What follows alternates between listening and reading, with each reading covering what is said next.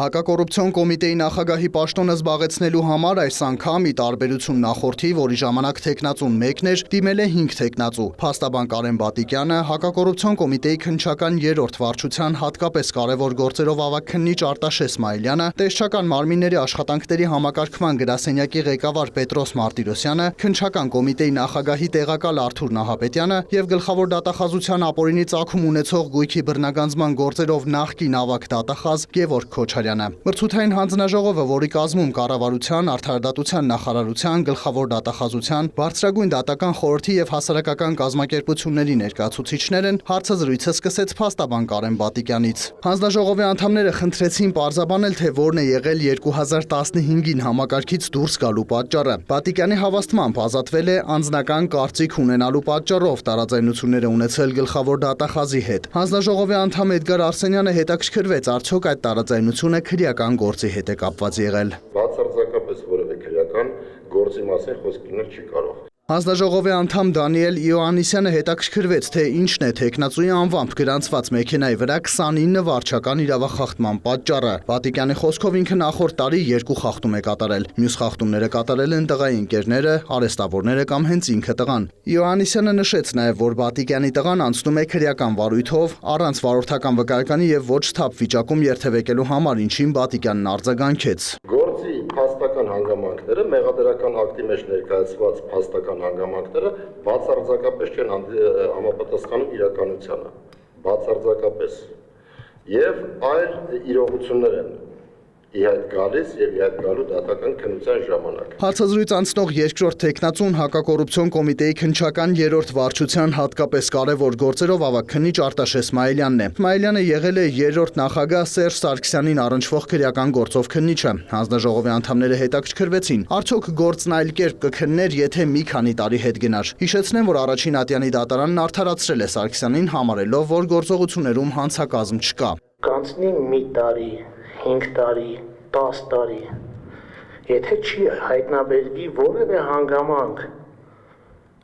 նշում եմ, չի հայտնաբերվի որևէ հանգամանք, որը ինձ նախկինում հայտնի չի եղել և օբյեկտիվորեն չէր էլ կարող հայտնի լինել,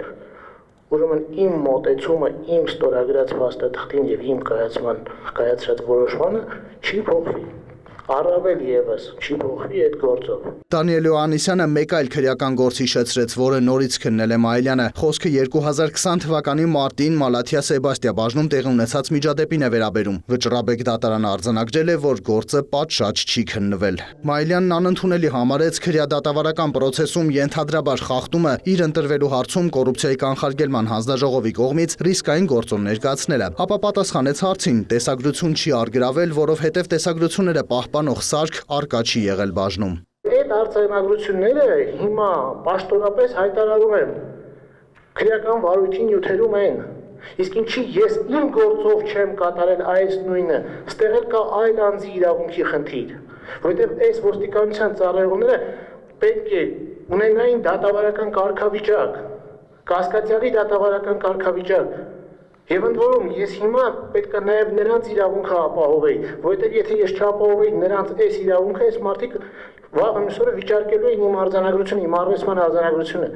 Իդեպ թե Իսմայելյանը, թե Բատիկյանը կոռուպցիայի կանխարգելման հանձնաժողովից ստացել են բարևարկության բացասական եզրակացություն։ 3-րդ թեկնածուն, որն անցավ հարցազրույցի փուլը, տեսչական մարմինների աշխատանքների համակարգման գրասենյակի ղեկավար Պետրոս Մարտիրոսյանն է։ Նա ևս ընդգծեց, որ առաջնային հարցերից մեկը լինելու է արագ արդարադատությունը, ժամկետների պահպանումը, օբյեկտիվությունը։ Հանձնաժողովի անդամ Դանիել Իոաննիսյանը հարց տվեց սպանության գործով դատապարտված, ապա արդարացված Կարեն Կունգուրցևի գործի վերաբերյալ։ Այս գործով դատախազը եղել է Մարտիրոսյանը։ Իոաննիսյանը պնդեց, որ քննիչը մի շարք խախտումներ է թույլ տվել, հետաքրքրվեց, որպես դատախազ արդյոք չէր տեսել խախտումները։ Մարտիրոսյանի խոսքով գործը հսկում էին 2 դատախազով, ինքն էլ ընթացքում երկարաժամկետ արձակուրդում է եղել և վերադարձել 2013-ի սեպտեմբերին։ Ինձ ասեցին նոր գործեր մակագրվեց ու քանի որ 2 մեղադրողով էինք